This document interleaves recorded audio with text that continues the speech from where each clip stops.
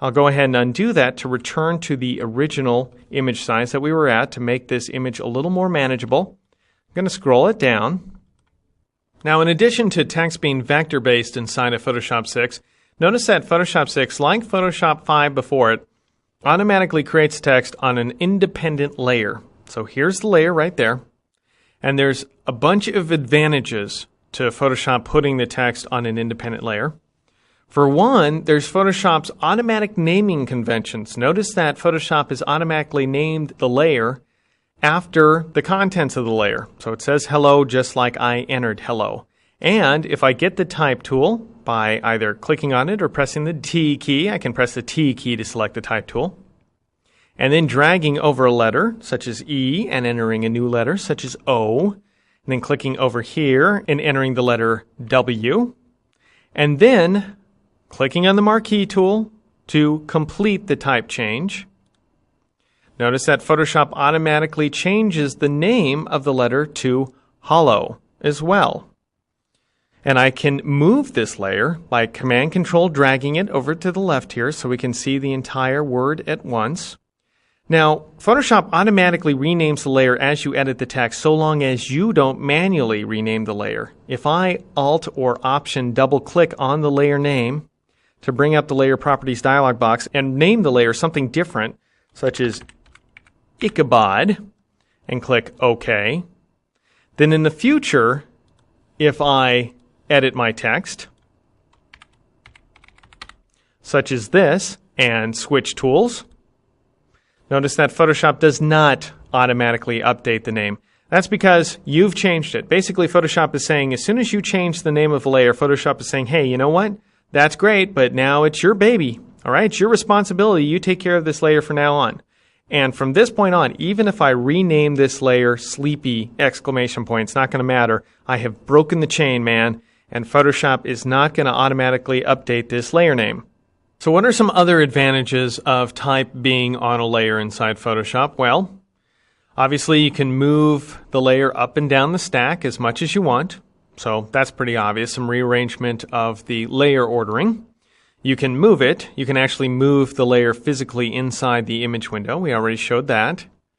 You can change the blend mode. I can multiply that type into the underlying image pixels of the background. Of course, very easy to do. Any layer mode is fine. You can even do something wacky like the difference mode, which inverts the layer according to the colors inside the type. I'll keep it set to multiply for now, though. You can change the opacity of the layer, like I could reduce it to 50% by pressing the 5 key on the keyboard, or I could switch it back up to 100% by pressing the 0 key.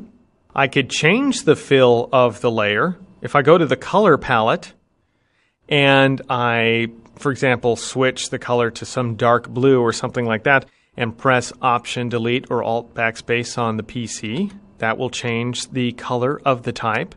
You can also change the color of individual letters by selecting an individual letter, like maybe the 2 E's, changing the type color here. And that does indeed change the color of those 2 letters. What other advantages are there to having type on an independent layer? Well, if you can move the type, you must be able to transform it. So, when some tool other than the type tool is active, basically, you want to make sure that there is no type selected, and you want to make sure that the insertion marker is not blinking. And the best way to ensure that is to make sure that the type tool is not even active. Just go to a different tool and press Command or Control T to bring up the free transform command.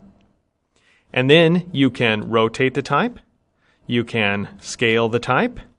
You can skew the type. Press the Command or Control key and drag either a corner handle or a side handle. Notice that Photoshop does not let me distort type by dragging a corner handle. I can't distort one corner independently of all the other corners in the bounding box. I have to move 2 corners at the same time. So these 2 corners are moving together. Both of the corners associated with a vertical segment are moving together, or I can move those associated with a horizontal segment. But one or the other has to occur so that I get a skewing or slanting effect instead of a distortion effect. The easiest way to control this effect is to Command or Control drag a side handle. And when I say side handle, I mean the bottom or top side handles as well. So these 4 handles are considered to be side handles. That just makes it easier to control, because sometimes when you're dragging a corner handle, there's a question as to, are you going vertical with it or are you going horizontal with it? See the difference? All right, so you can do all that stuff to the type. You can rotate, scale, move, and slant or skew it. Slant or skew means the same thing. And when I'm done, I press Return or Enter to complete the free transform operation. What else? Well, how about all the different layer masking techniques that are out there? If I click on the flux layer, just click on it to show it, and then I press Command or Control G, that will group the layer with the sleepy type below it. And the upshot is that the character outlines become filled with the contents of the flux layer, because the flux layer is clipped by the type. So that's one masking technique you can take advantage of. Now, there's other masking techniques that you would think Photoshop would not let you do. Let me show you what I mean. If I get the airbrush tool, notice that I can paint inside the flux layer if I want to.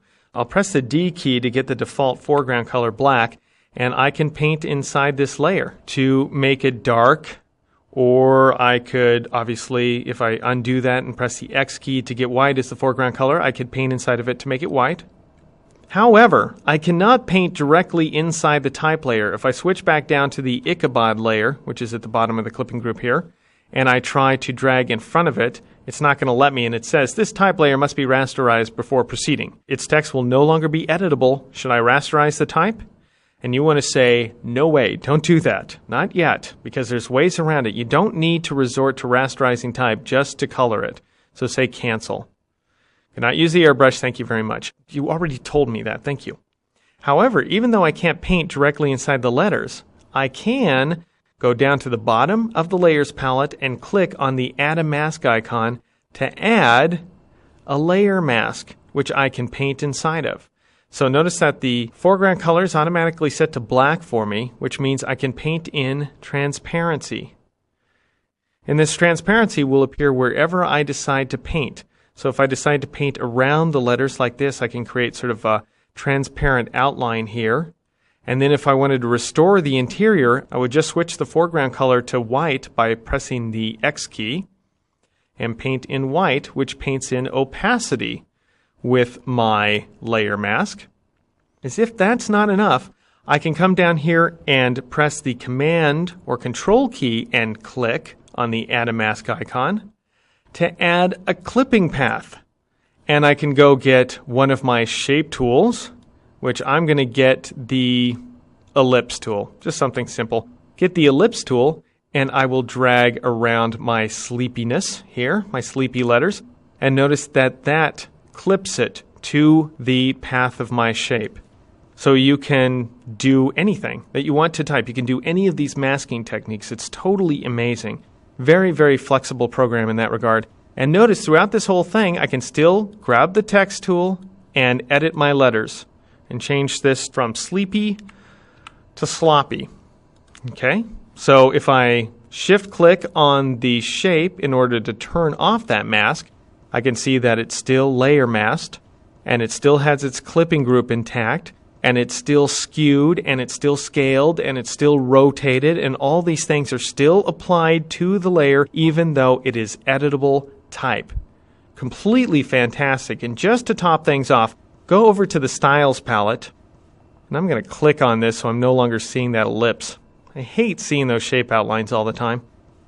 Go over to the Styles palette and click on this style right here, which is called Blanket Texture. And notice that you can apply a layer style to editable type. And my gradient overlay is interrupting my flux content here. Notice that flux is no longer visible. But if I turn off the gradient overlay, I can still see flux. So it depends what you want to do there.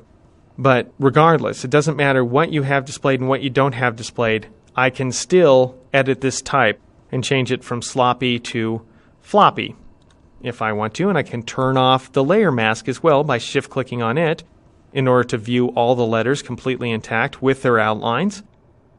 Double-click on the word effects inside the Layers palette. Turn on a drop shadow so I have a drop shadow behind my letters. move that drop shadow around to a different position by dragging it. Make the drop shadow a little clearer instead of so indistinct, so fuzzy as it was. Click OK. So I have a live drop shadow along with my live type.